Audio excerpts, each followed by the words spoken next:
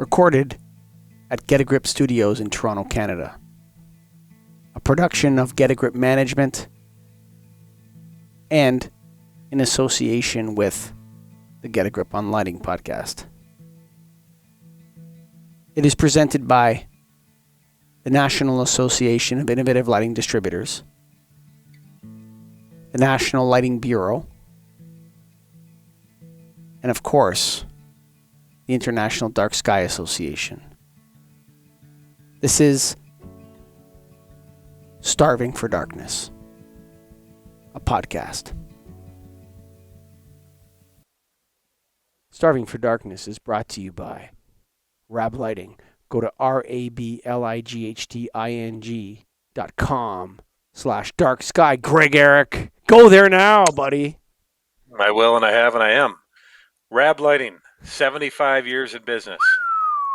Now, you're talking dark sky, they have everything you need for it. They are the outdoor lighting leaders.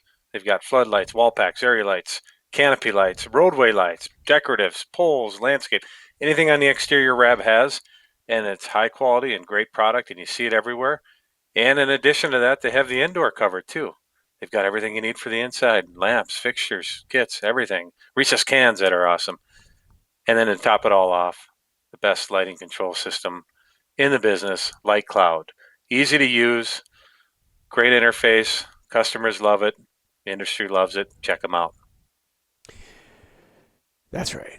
You got to go to rablighting.com. That's RABLIGHTING.com//. That's right, /dark sky. That's rablighting.com/dark sky. Right now, here comes Jane Slade, Starving for Darkness.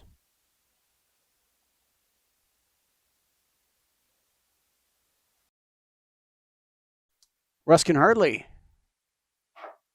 Nice How to are be you? with you. Yeah, I'm you know, great. we're lost in the wilderness of electric light, brother. We certainly are. I spent all day on it. Yeah, say hello to Jane Slade. Hey, Ruskin. Jane. So nice to have you on the podcast. This is the second episode of Starving for Darkness, and we are just so happy to have you here as the director of the International Dark Sky Association. We actually really want to start the show asking each guest the same question, which is, can you please tell us about your most profound dark sky experience? Something either prior to becoming the director or after, perhaps a memory as a child, something that you remember as having a profound experience underneath the dark sky. Yeah, great question. To be honest, it really wasn't until I joined IDA that I really understood what it meant, to an International Dark Sky Association. As a child, I do remember my parents dragging me out in the middle of the night to see Halley's Comet and being singularly unimpressed by the little smudge that was up there. I don't think it was a particularly great transit. And certainly I had that connection with the sky and the world outside, but it wasn't until I joined the International Dark Sky Association and people took me up to a pretty iconic place just outside Tucson, which is the Kit Peak National Observatory. It's really the United States national telescopes up there. And it was a classic dark sky night. It was in, I think it was February, and it was one of those incredibly beautiful days in southern Arizona where it had been beautiful, warm and sunny during the day. And we were up there as the sun was going down across the desert, and you could just start to see one star pop out, and then two, and then three, and then there was like a riot of stars coming out overhead. And I thought I knew some of the basic constellations like Orion, and I certainly know it under a polluted sky because you can pick out the bright stars. But when you see it under a sky which is truly dark, it is remarkable to see, and in a sense, the constellation gets lost in the universe of stars above, and that was a very special moment for me.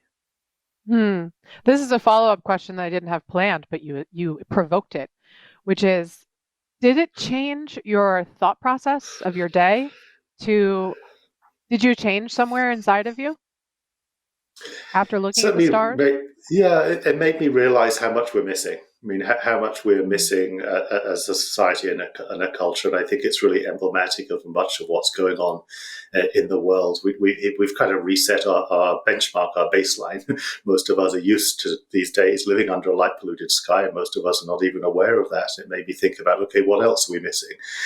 Be that you might be out walking in a beautiful wood, but maybe that wood has really been changed and transformed because of the way that we have managed it over time. So it really was profound to look up and say, okay, that's what it used to look like, and now let's look at what it is for most people around the world today.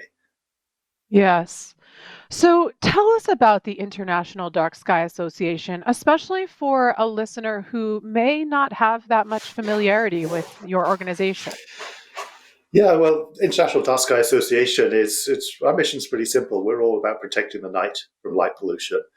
And it's really in our name, since we're talking a lot to the lighting design community here. We like to say we're about dark skies, not about the dark ground. So we were founded 32 years ago here in Tucson, Arizona, always with the belief from the start that if we are to ensure people continue to have access to a beautiful, rich, dark sky, we have to take steps here on Earth to manage light responsibly. So from the start, we were never about turning the lights off. We're always about promoting the responsible use of light. And I'd say that whilst we came very much out of the professional and amateur astronomy field, now many of our members are passionate about wildlife. They're passionate about human health. They're just passionate about creating a beautiful, sustainable environment for people to live in. Practically speaking, we are a US-based 501c3 nonprofit organization. And really our strength comes through our network of dark sky members, dark sky ambassadors, and dark sky advocates around the world. They're active on every continent, working in their community to promote the value of dark skies and the responsible use of light. Mm-hmm. And what are some of the current initiatives of the IDA that you're most excited about? Yeah, well, there's a couple there. And I'll start with our signature program, one that we're probably best known for, which is our International Dark Sky Places program. This is a set of best practices for land management, be that a wilderness area, a classic park, or in fact a community.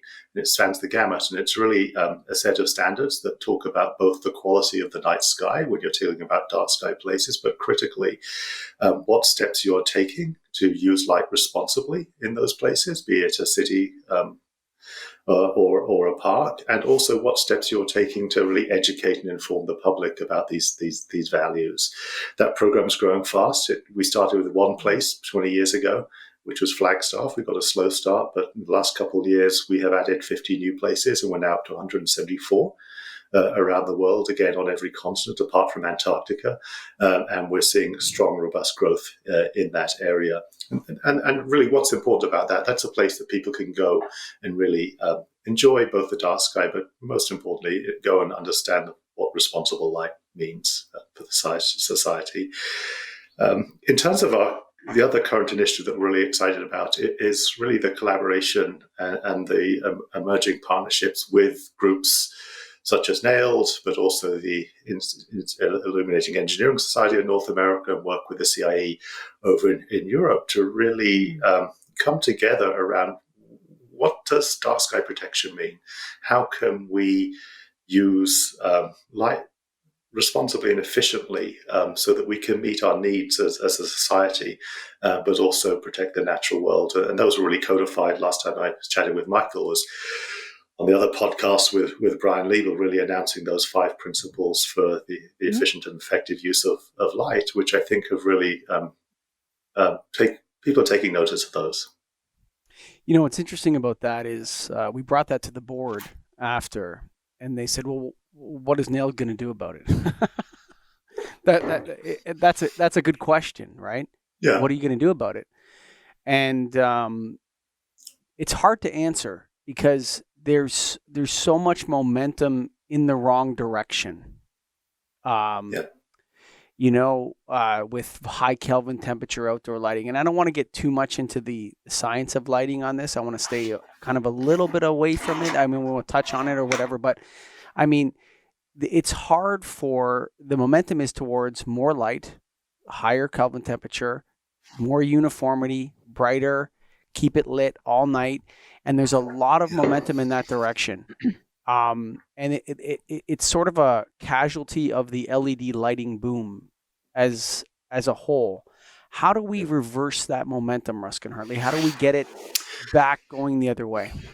Yeah, well, just to put some numbers on that, because I think it's important to sort of level set, that this really is an issue. So there are estimates now that 83% of the world's population lives under a light polluted sky. It doesn't mean that they can't see any stars, but it's essentially the vast majority of people. Because we live in cities and we tend to overlight our cities, and 99% of people in Europe and North America again live under a light polluted sky. So that's the norm. That trend you mentioned, Michael, is real. We estimate, or colleagues or scientists estimate, that light pollution is growing globally at least twice the rate of population growth. Some places are doing well, maybe it's just tracking population growth, but some places they're seeing double-digit increases in light pollution annually. Now, that's having serious consequences for wildlife. Millions of birds are killed each year through collisions, being drawn into and colliding with overlit buildings where the lights are left on after midnight when no one's there. What's the point in that?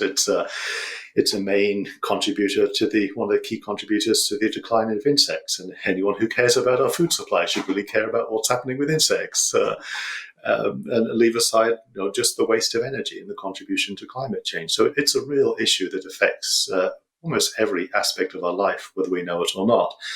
Now, that trend you mentioned is also, yes, the LED revolution has certainly made it worse. But I'd argue at each point over the history of electric light over the last 100 years, light has generally got more efficient and it's also got cheaper.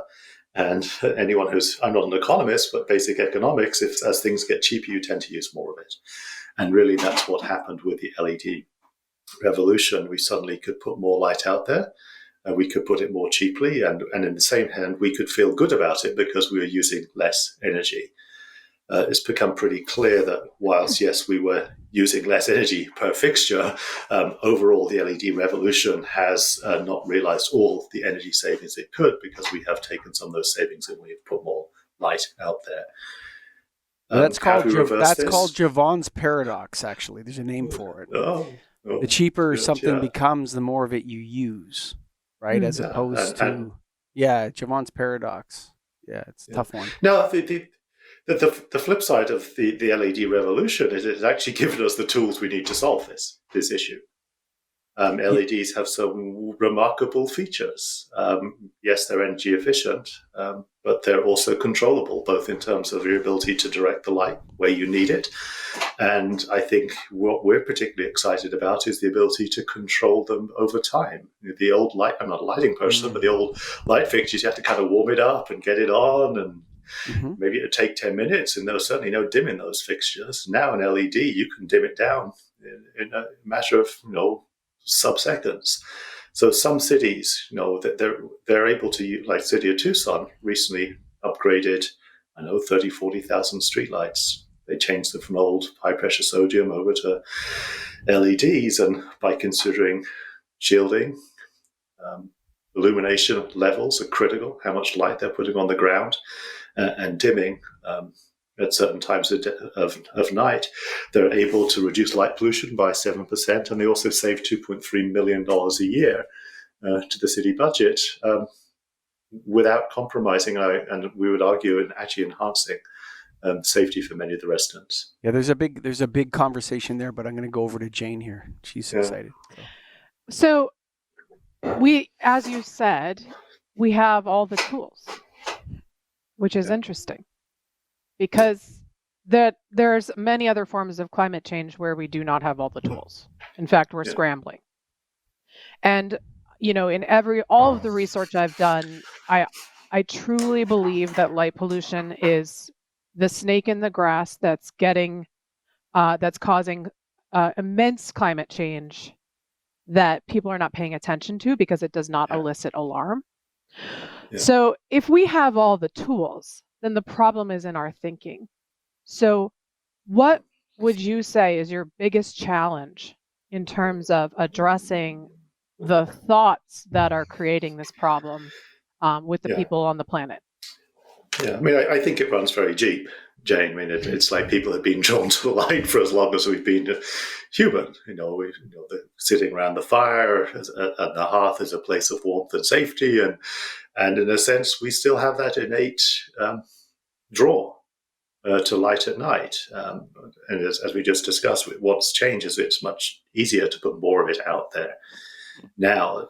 And again, I think the trick is how do we reframe this? This is not about not having light at night. It's having about the right light at night in the right place, and reframing some of the pervasive narratives out there. That one of the pervasive narratives we hear all the time is, more light makes you more safe. Well, the reality is more light does not make you more safe. You might feel like it makes you more safe, but the reality is poorly applied light at night, which often means more bright white light, particularly glare, makes you less safe. It makes you less able to see your environment. It makes it easier for you to miss the things out in the shadows. So that's the piece that I think we need to reframe. It is about the quality of light at night and using low illumination levels, using warmer, richer colors at night, and applying it carefully and thoughtfully, and not just brushing over the whole world and overlighting it because we can, because it's simple. And I think that's really where there's a huge responsibility on both the lighting design community and also the distributor community to get informed and educated. And it's not about selling less product, it's about selling better product. Yes, and what's interesting about what you said about safety, I think the word safety is one of those words that's kind of lost its meaning, especially in the last year. Like, what do you mean by safety? Prison yards are safe. And the tendency towards overlighting poor communities is an issue. Like, do we change our behavior? Do we act differently when the night is lit up like the day? And one of the bones of contention that I would say is that light at night encourages behavior that maybe we don't want. There's this focus on nudging. Like it came out of the UK with David Cameron. I think you're British or Australian, British. No, I'm British. Right. So David Cameron came out with this idea of nudging many years ago. And one of the things that we've nudged is behavior at night. And I think that when things are overlit, it encourages people to stay out at night at times when maybe they should go home. And if we were to use those lights to change color, to warm, and then maybe to dim, I think it would encourage people not to be on the streets at night when maybe we don't want crowds of people out there. Is that something that you guys have investigated at all, or is there any studies on that? We haven't studied that directly, and no, we tend not to take positions on whether people should or should not be out at night. Sure. But what I can tell you is that there was a study actually out of the University of Utah last year that looked at that issue about light pollution and disadvantaged communities. And it was clear in the US that if you are a member of a disadvantaged community, you're much more likely to live in an area of high light pollution. And I think that's a trend that we've seen over many generations of coming into poorer communities where maybe crime is an issue, and instead of looking at the root cause of those issues, just putting up more light and saying you'll be safer here. And time again, that has failed.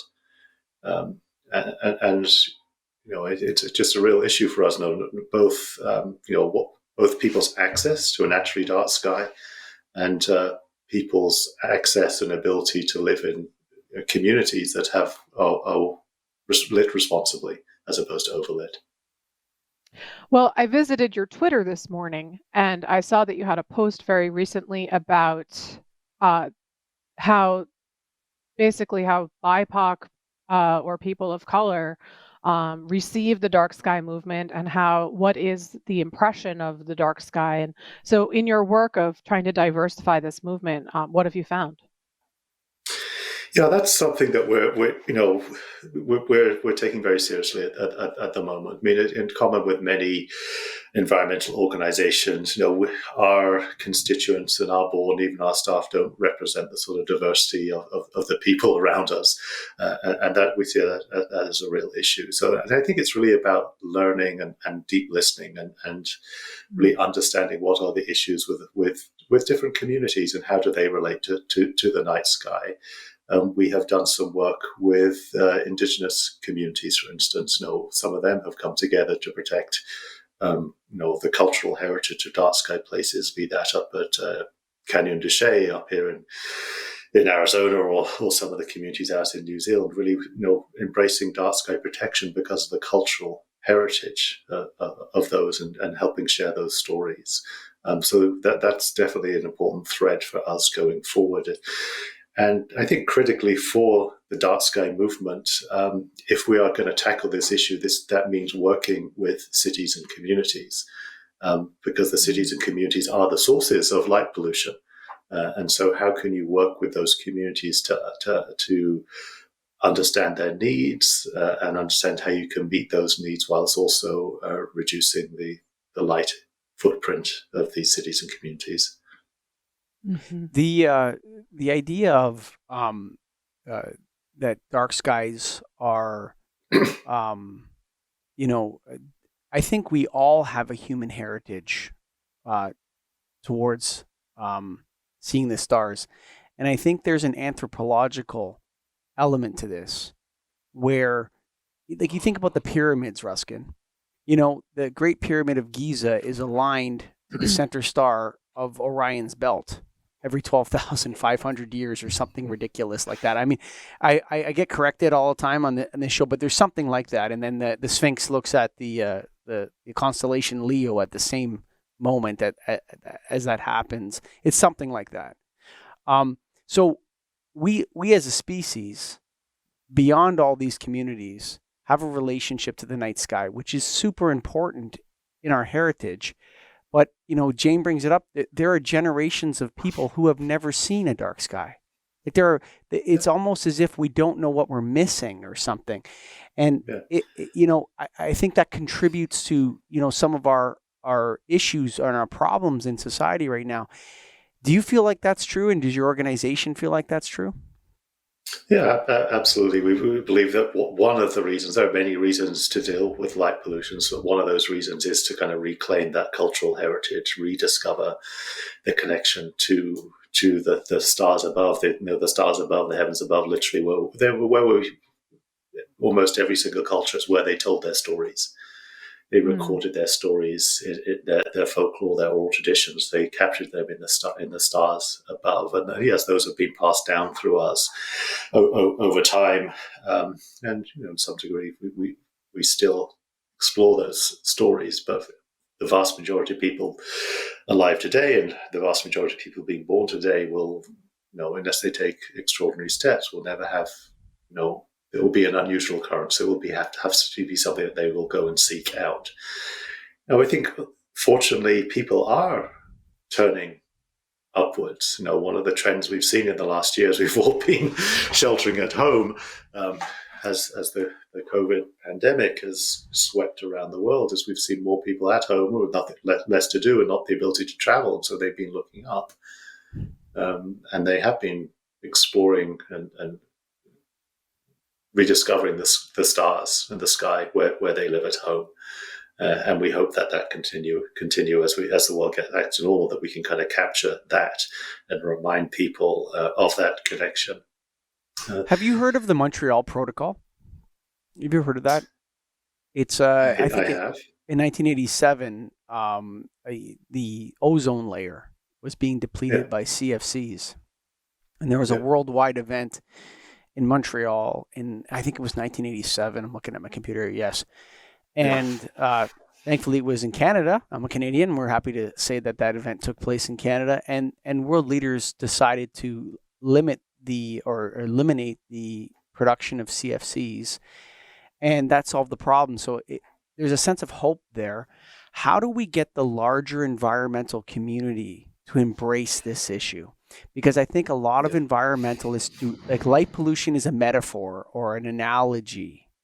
But I think what we want to accomplish on Starving for Darkness, Ruskin, is to create the idea that light pollution is pollution.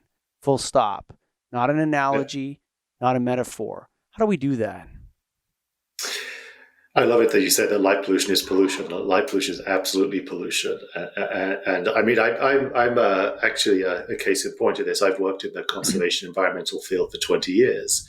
Now, I'd heard about light pollution, but I'd always say, well, I'll work on the important issues like forest destruction or water quality in Southern California first, and we maybe won't really get into that. And it was only when I sort of joined IDA and started to explore more really what the impact of light pollution is, I understood, okay, this is one that we can get to grips with. So unlike CFCs and the depletion of the ozone, that was a real Herculean effort. It certainly is one of the success stories. No, those pollutants are persistent in the atmosphere, so it's taken a long time for them to sort of be removed from the system. I dealt with water quality and plastic pollution in the oceans. We have no idea how to remove that. The nice thing about light pollution is once you flip the switch or turn the light down, it's removed immediately. And if you're dealing with, if you're concerned about wildlife loss or insects or even climate change, you can either get at it by reducing your CO2 emissions, and then over time they'll be removed from the atmosphere, and that will lead to better conditions, and then the wildlife will be saved. Or you can just turn the light off, shield the light, and the bird is not going to run into the building. It's kind of it's a quick win. It's an easy win, and it's one that we should just do. We like to think about light pollution is one of the stresses on the environment. It is the one that we can remove most quickly. I also think that it's a furthering of disconnection. And if we solved light pollution and brought the night sky back and that sense of wonder, that it would actually better fuel through connection the rest of the climate change issues. Because I think we're so disconnected and we're so arrogant that we think that we can control everything down to the safety of light. So that I think it's actually a first place to start, even though intuitively as humans, we thought, it's not that big of a deal. Let's move on to other things. That's really in the current of thought. And I actually think if we address light pollution, it would be kindling for the rest of climate change movements. Now, I know that you're working with... Oh, sorry, go on. No, you go on, Jay. So I know that the IDA is currently working with the IES, and that recently a collaboration between the two organizations published the 5 principles for responsible outdoor lighting. And I wanted to ask, what has been the impact of that so far? Well, one of the impact, we get to speak with people like you. I think we first met certainly Michael because he saw that press release and there's something interesting. And I think the impact has been, this has taken it from a sort of a niche issue and maybe on the environmental field to say, okay, this is actually, representatives of the industry and the engineers in this field and the environmental sector and the conservation sector coming together and say, hey, we have a lot of common ground here. And so we have had more interest from the manufacturer industry and other groups saying, hey, there's something in here. I would say that the principles themselves are not new. The principles are things that we have advocated for a long time, as have many others. So we're not going to take any ownership in terms of these concepts. They've been around for a long time. But I think by coming together with leadership in the IES and their board adopting it, kind of put the world on notice. This is just the right thing to do. If I had one change, I would actually now drop the word responsible. Responsible sounds like it's something that is good for you and you should do it, but it's like eat your greens as when you really want a hamburger, right? So this is just the right thing to do. This is not about it happens to be responsible. It's just good lighting. It just makes common sense. So we've studied, we've unpacked sort of the tragedy of the commons that exists with this issue, right? It's like a tragedy of the commons, but the commons ends up not being a field in England; it's the entire world. And you have a lot of billionaires wanting to go to space, right? They want to go to Mars, and they want to, Elon Musk with Jeff Bezos, Blue Origin, and these companies, they want to go to space, and I find that interesting. I find that that idea of wanting to go to Mars and colonize Mars. I think there's something wrong though with the premise that we should probably start by allowing people to again view the night sky and to live and embrace darkness. And so, what I wanted to ask you, though, specifically on that from an industry perspective, so the tragedy of the commons is real. Um, this is not about impoverishing lighting companies. It's not about blame. It's not about looking back in anger and this sort of thing that seems to happen in the industry. This is about the lighting industry really kicking off a dark sky lighting boom, Ruskin. Yeah. No, we Like- think there's huge opportunities for businesses here. Yeah. No, it's rather than going city by city and fighting. The advocates fighting against the industry. The industry comes in and say, "Look, we'll save all this money. All you have to do is put out these bright white fixtures and overlight the world, but you'll still have all these energy savings. Just do it." It's like, no, let's come up with a set of responsible specifications that meet the needs of these cities, save them energy, and put out good lighting into the world. Just the biggest change is probably just stop overlighting the world. Even if most cities started using the recommendations from groups like IES and CIE, we would drop the lumen budget for the world by a significant amount and save huge amounts of energy, and there would be no net loss to anyone. So there's some really simple steps to take. And if I was in the lighting industry looking forward, what's the future? Well, the future is controllability. Some of the early starts, and maybe some of the reliability is not yet there, but it's coming. So the point that you can start to control the lights, so you can be dimming them down when no one's around, and in the future even managing the spectrum from dawn to dusk. That's the future of the environment here, so that we have more choices. The number one application, the best application, the most obvious application for controls is outdoor lighting. It's the number one most effective, most I don't know how to describe it.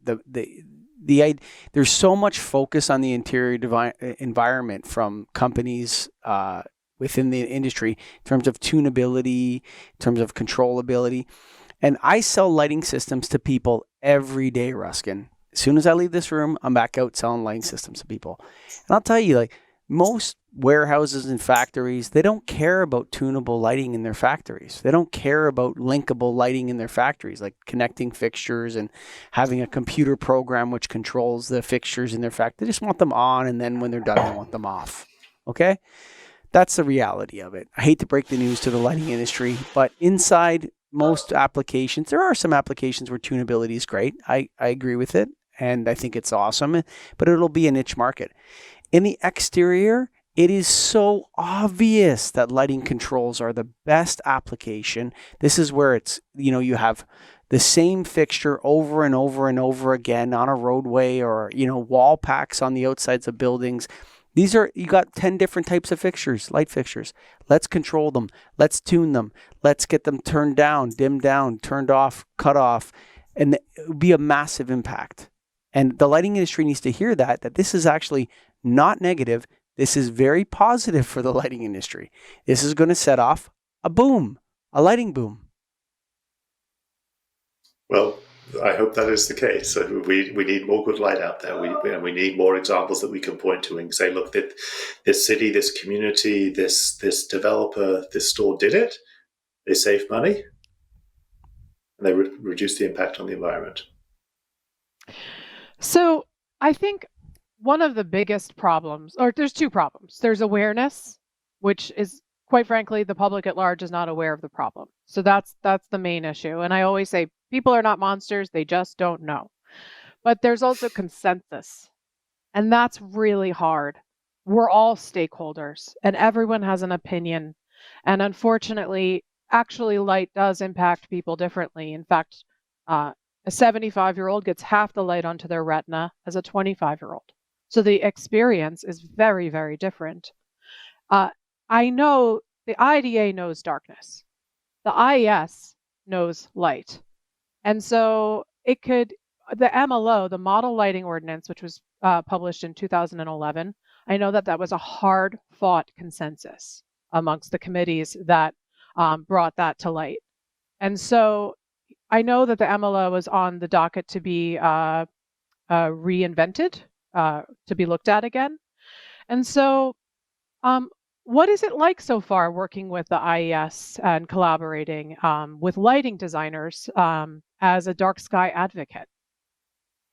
Well, it's the model lighting ordinance was a joint project of the IDA and the IES back in, as you say, it was published in 2011, long before I joined the organization. I understand it took many years to get it done, and as you said, it was a consensus product. And I think it's had some real impact on the world. I mean, it's been, the concept of lighting zones has been picked up, particularly in California. The concept of the bug rating came out of that has been widely used, but essentially that predated the arrival of LEDs and a lot of the ability to control. So yes, we are right at the early stages of evaluating that document, what's its impact, and then both organizations will make a decision as to what its future is. It's clear that we do need some good ordinances and codes that cities and communities can adopt so that they can deal with it from a regulatory and a policy perspective. That's why it's so important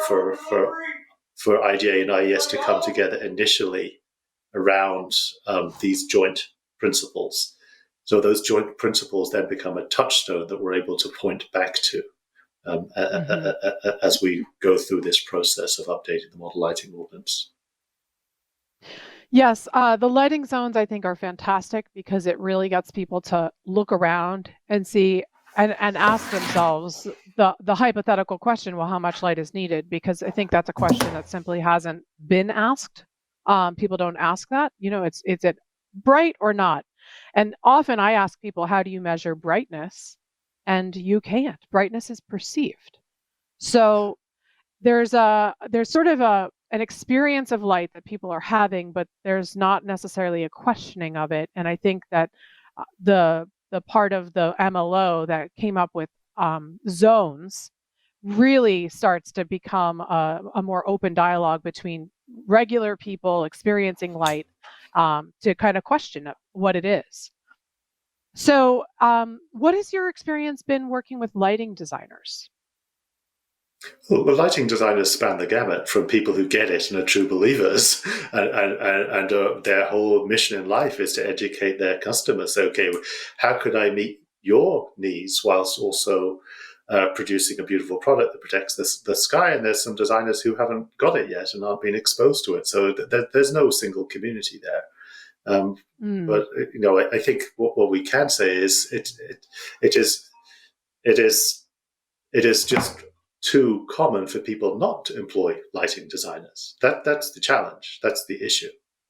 The absence of lighting designers in many projects leads to bad outcomes. Yeah, so lighting distributors sell 90% of all commercial lighting systems. I think it's 90%. Okay, so that means electrical distributors as well as lighting distributors, being the people that sell the stuff.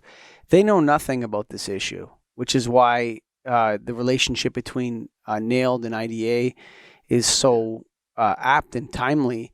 To educate those counter sales, those outside salespeople, the everybody in the chain of lighting distribution as to this issue, make the public aware of it as well through Starving for Darkness, which is going to be a show. We're going to do all manner of TikTok videos, and we're going to really push clips. I'm not kidding you, man. We're gearing up for this thing.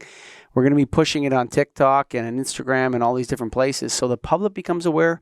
The counter sales and order desks of North America start to become aware of this issue. And then from the top, we need lighting ordinances from cities and preferably something that, the EU could come out with and North America could come out with. I don't know if you could have a pan-global situation, but, the European Union could definitely lead on this. They are, if there's one thing Europe is good at, it's standards, right? If they could come out with a standard for this, and I know they're a little bit ahead on this, and Britain came out with something a couple months ago as well. Where are we? So the grassroots is going to happen. We're going to start working on that. The distributors are going to be educated. How do we get the larger regulatory bodies involved in the situation? Yeah, well, you're right to point out that here's a global issue, and we shouldn't necessarily assume that leadership will come from the US on this issue. I mean, the US situation is extremely complicated because the decisions tend to be made at a local level. That's just the reality of lighting at the moment. There's no equivalent of the Clean Night Sky Act. There's no Clean Water Act for the night sky in the US. Now, we'd love to see that. So there could be some more certainty over time. But there are countries, there's some light pollution laws. There's actually one in Mexico was put on the books last year. There's parts of Chile that have national light pollution laws. And as you mentioned, in the UK, the All-Party Parliamentary Commission recently came out with a 10-point action plan to look at dark sky protection. So there's an emerging trend of legislators and policymakers taking it seriously. And it starts from what you said earlier. We have to take it seriously that excessive artificial light at night is a pollutant and needs to be regulated as such. What about the EPA? We have the tools to do it. What about the EPA? Could we get them? So I made it when Al Lusinski from Inside Lighting, he asked me for a prediction. Okay. He said, make a prediction for 2021. So I emailed him back, and he's going to be mad at me because he listens to this show.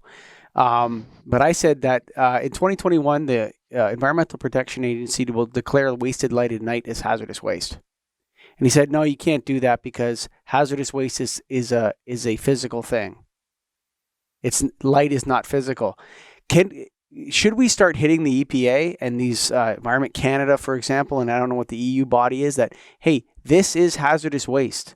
You need to legislate on it. Is that possible at all? Can we get them to start to get involved rather than ordinances, but rather sort of the carrot and the stick, Ruskin? You know what I mean? Like there's a carrot and a stick here.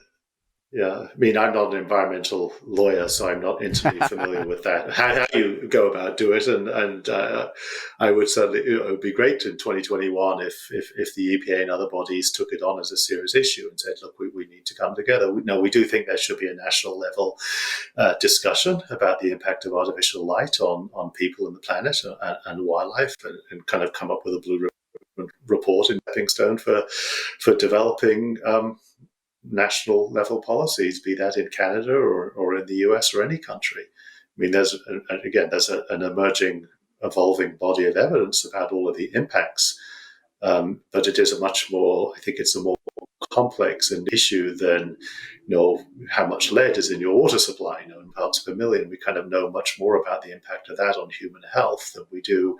We're not at a point we can say this amount of illumination at this time of night over this period of time leads to the following impacts. But we know in general that too much artificial light at night is not good for your health.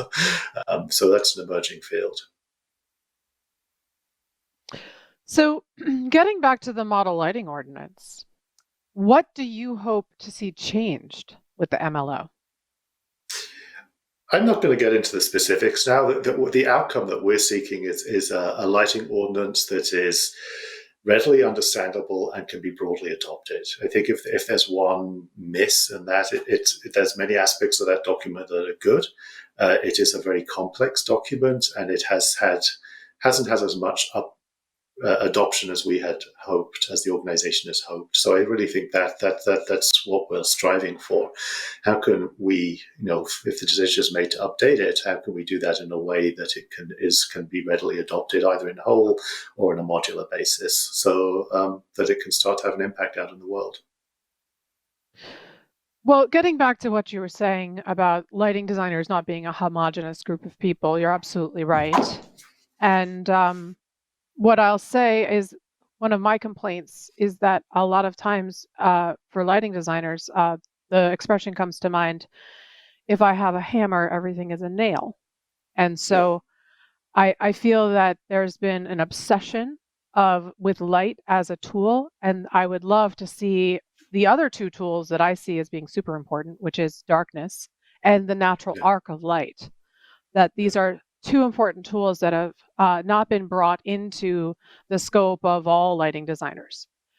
And so I just hope that also the arc of light as the natural daylight cycle, but also as you're saying, the color of light, that these are brought more readily into designs. So, yeah, you want to comment? No, I mean, any lighting designer who would like to embrace the lighting principles outlined, it starts with natural darkness and add light as needed. You know, as you say, don't start with the assumption you've got to put some light out there. Start with the assumption that what's the status, and let's add it where and when we need it, in the amounts and the quantities and the spectrum that is required. Right. Well, the good news is the National Lighting Bureau is presenting this podcast. So they are largely lighting designers, and so they're on board with Starving for Darkness and what we're trying to do here. So I mean, I think we're gonna. What we have to do is start the convincing and the persuasion process in the lighting industry. That's where NAILD comes in, the National Association of Innovative Lighting Distributors, where the National Lighting Bureau comes in, bringing the information from the IDA, educating people, getting a consensus within the industry. So what I've always said is that within NAILD, which is interesting, an interesting environment for people that distribute lighting, as soon as something becomes uncool to do within NAILD, all the other distributors start to adopt it. So you need to get there's 2 or 3 distributors that I know in NAILD that are the top guys, and as soon as they start a sort of social moray of what you don't know about the dark sky? What do you mean? You're not doing that? You got to start doing that. And get your people in Ellis Evolve and get them understanding this, because this is a really important issue. And all the cool distributors, Ruskin, all the cool cats, we all know about this. And all those, we need to start that kind of momentum towards that, where it's the good lighting people, the people that know lighting, know about this issue and are addressing it as best they can as knowledge comes out, as ordinances are updated, as controls are updated. And I think that will really put some electricity into this thing. Well, we're excited to follow that journey and to support that journey. Because as I said, most lights are not specified by lighting designers. It's an afterthought. You build your building and you go and slap a bunch of wall packs on it with no thought for what your neighbors are doing. Nope. I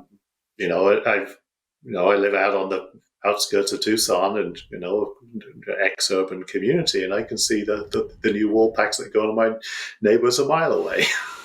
It's very difficult, man. I'll tell you this, as a lighting contractor and lighting distributor, it's very difficult to resist that momentum we talked about in the beginning. We need to turn the flywheel is spinning in one direction, and we need to start to stop it and start to spin it in the other direction. And I think we can do that. I think we have the tools, we have the ability to do it, we have the knowledge to solve this problem. And I'm hoping for a Montreal Protocol type meeting within the next 3 to 5 years, including nations, states, and the lighting industry.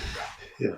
Well, there was a report that was developed last year by was author called the Dark and Quiet Skies Study, that was actually started out looking at the issue of the satellite mega constellations and how the billionaires who are launching satellites into the sky are kind of impairing our ability to see the stars and affecting professional astronomers.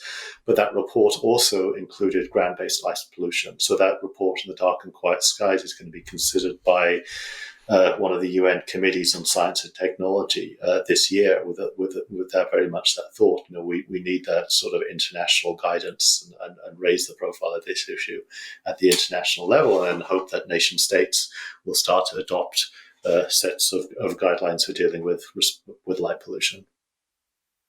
Ruskin Hartley, thank you for being a guest on the Starving for Darkness podcast, my friend. Pleasure. Good luck launching this venture. Thank you. We're hungry for darkness. We're starving for darkness. That's what the show's about. It's brought to you by our friends at Rab Lighting. Go to RABLIGHTING/dark sky, Greg.